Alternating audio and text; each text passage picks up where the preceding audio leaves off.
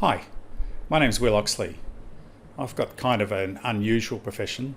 I get to race yachts for a living all over and around the world. Today I'm going to talk to you about ocean and offshore yacht racing from a safety and medical perspective, and this forms part of the Expedition and Wilderness Medicine course. I hope you find it interesting. I'll start with a short video showing you the environment that I work in to give you some perspective.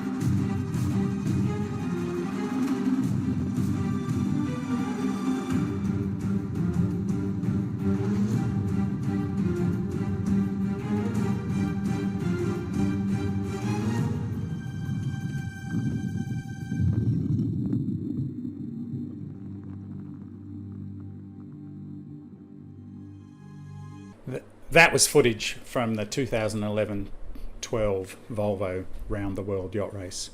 Now obviously that's the extreme stuff, we don't always see it like that, but they are conditions that we do regularly encounter when we're traversing through the Southern Ocean.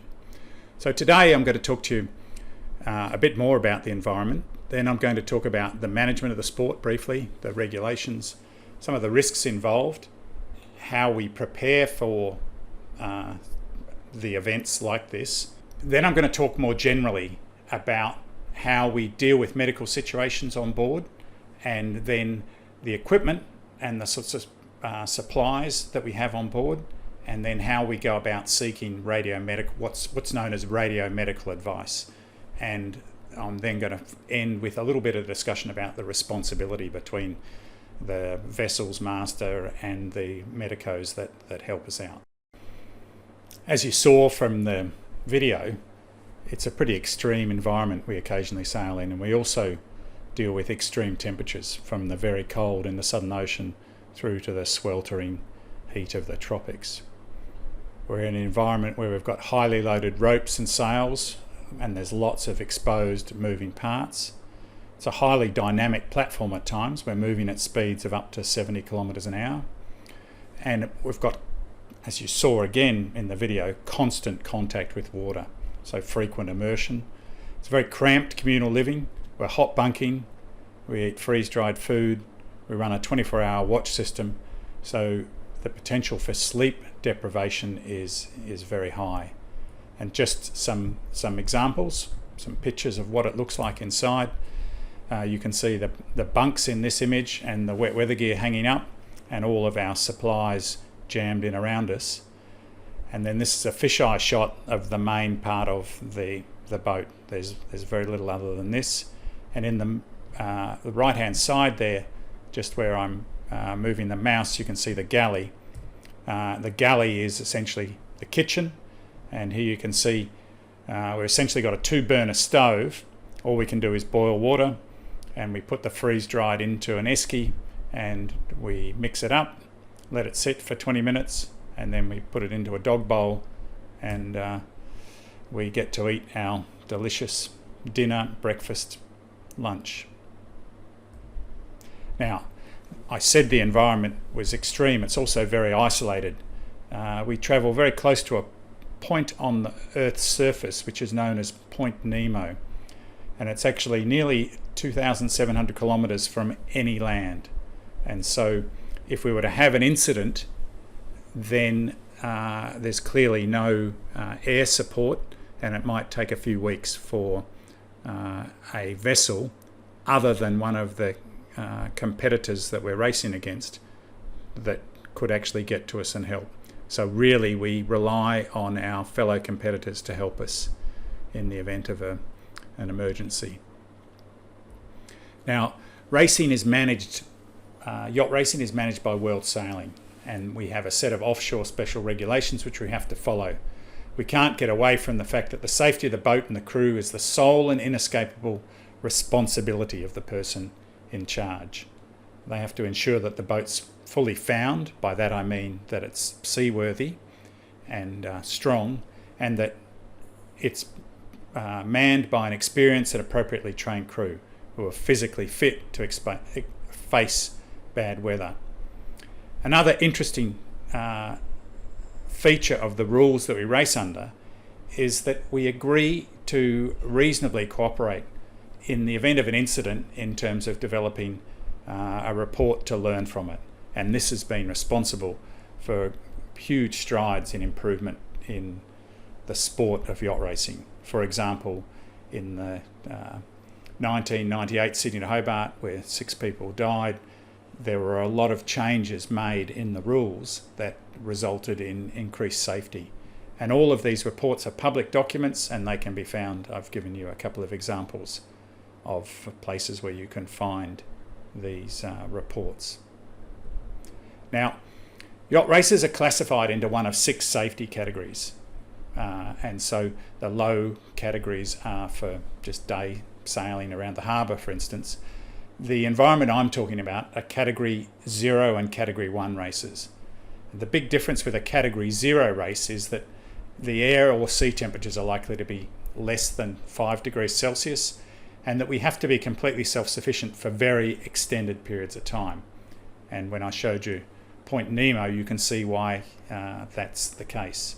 A Category 1 race, like for example the Sydney Hobart race, is just extended periods of time, and so that might be up to perhaps 10 days where you are outside of support except from fellow competitors. The risks, some of them are obvious looking at the environment, but I guess I'd classify them as severe storms definitely increase the chance of the damage to the vessel and the crew. Ice, fog, collisions with either flotsam sea life or other vessels is a significant potential problem, and trauma and injuries from falls, slips, or the impact with that fast-moving water saw and the moving parts on the vessel are definitely potential problems. And of course, falling overboard, drowning would be a terrible thing. And so we try very hard to remain attached to the vessel with a harness to ensure that we stay on board. It's a golden rule of sailing.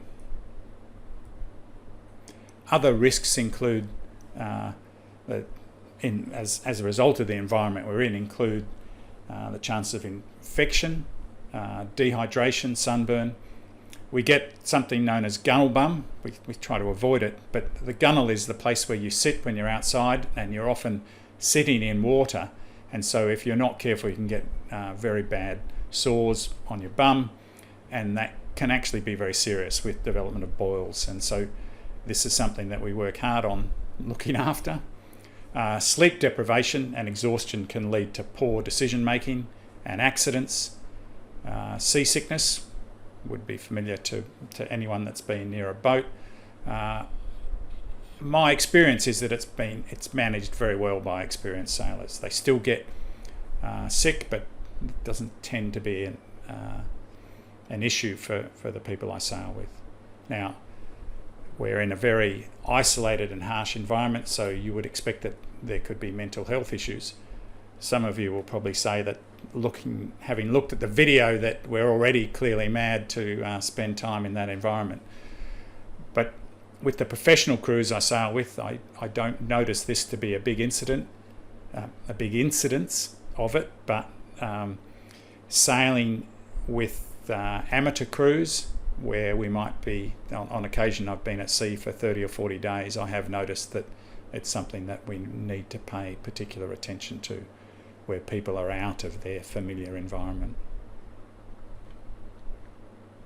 Preparation is a big part of making sure that you can do this sort of sailing without incident. We make sure that the vessel's suitable for the environment. We make sure we carry enough backups and spare parts and supplies to make repairs, try to be very self-sufficient. We ensure that we are all experienced, the crew members that are on board.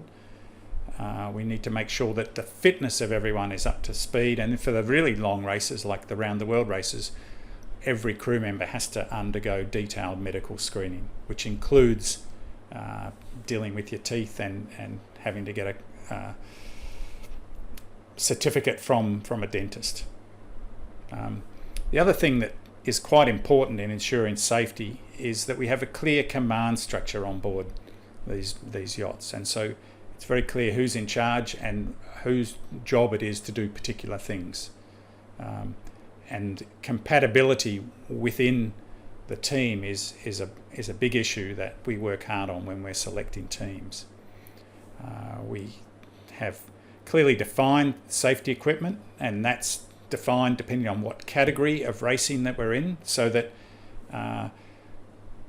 you know what equipment is on each boat depending upon the category of racing that you're doing. So that ensures consistency amongst the fleet. And then we're required to undergo comprehensive training in the use of this equipment. It's the same for the comprehensive medical kit, which is mandated, and at least 2 members of the crew have to be trained in first aid. Now, for the Category O races, it's at least a 5-day course, and on some of the boats that we race on, obviously we're lucky enough to have a fully qualified medic that might be an AMBO or a doctor, but in general the crew are not qualified other than sort of a 5 or 10-day course. We also make sure that we have the right personal protective equipment to deal with the environment and the clothing. We wear harnesses and life jackets. We carry safety equipment in our pockets, and that does a lot to make sure that we stay safe. It might be of interest to you to know that for a 20-day leg at sea, we might only carry one change of thermals, so we work pretty hard to keep them dry. And plenty of people say that the smell when we actually get to the port isn't ideal, but yacht racing is all about performance, and if we take less stuff, then the boat weighs less, and then we can sail faster. In terms of the medical side of it, there are 2 Bibles that you would tend to find on board yachts and ships. One is the Skipper's Medical Emergency Handbook, and the other is the Ship's Captain's Medical Guide. Now, if you're going to come into contact as a medic with perhaps dealing with telemedicine from a ship, it would be a huge advantage, of course, to see and have in your possession the documents that we have on board. So when we're working through a procedure, perhaps by the radio, you're familiar with the text that we're looking at. the sorts of stuff that we have on board is comprehensive, especially for a Category O race. And for instance, we carry morphine, we're able to put a drip in, we can give tetanus shots, although everyone makes sure that they're up to date before we leave, and we are set up to deal with burns, broken bones, even to do basic dentistry. And there's a video that is part of the supporting materials that you can watch in one of the races where we actually had to do dental surgery at sea, bouncing up and down on waves. It wasn't particularly pleasant. So on all of these races, we have excellent communication between the vessel and the shore. The boats are also tracked, so the shoreside support knows exactly where the vessel is at all times, and we have detailed emergency procedures to deal with situations. One of the key things that we have is radio medical advice. Now, I'm going to jump a little bit between the sailing, which is where I started, and also commercial shipping, because as medics you may come into contact with telemedicine from the marine environment, and it may well be a commercial ship rather than a racing yacht. So one of the key things is that this is available free of charge to the mariners, and that the advice is intended to supplement the first aid training that every crew has to have, and the written guidance that is available in those books, such as the Ship's Captain's Medical Guide.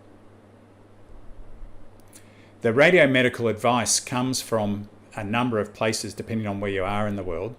There is an International Radio Medical Centre that's based in Rome that was founded in 1935, and its job is to give radio medical advice to ships of any nationality navigating anywhere in the world, and underlying it all is that it's free. In Australia, the Care Flight organisation provides the radio medical advice, and the contact with them is made through the Rescue Coordination Centre, which in Australia is based in Canberra. There are additional private companies that provide specialist telemedical health to mariners, and these include the Medical Support Offshore Limited and Medair. And sometimes yacht races have private arrangements with emergency departments, like the St Vincent's Emergency Department in Sydney, or with these private companies. And I've listed a few of the websites for them. Now, in terms of this radio medical advice, I guess it's important to talk about responsibility. And this is as it's laid out. I've given you a reference there to a paper which deals with the responsibility. Firstly, the ship's captain has a responsibility to contact telemedicine as soon as possible. And if they don't do that, then they can be charged for the omission of doing that. And the physician at the other end of the line obviously has full responsibility for the diagnosis, prescription and treatment of the drugs which we carry on board, but the ship's captain remains responsible for the final decision. So the physician obviously has to rely on the account of the colleagues of the sick seafarer as far as the medical history is concerned, and that can make it difficult. But in the end, the important thing is that the ship's captain can be found guilty if they fail to contact the medical services, and the doctor on the other end of the line has their standard responsibilities, given, of course, that they haven't actually been able to examine the person themselves. So that gives you an idea of the environment that we sail in, the risks, the sorts of responsibilities, and the way in which we go about seeking advice if there is an incident on board. I hope you found it interesting, and I think that the course that you're doing is great, and I really look forward to hopefully meeting some of you. Cheers.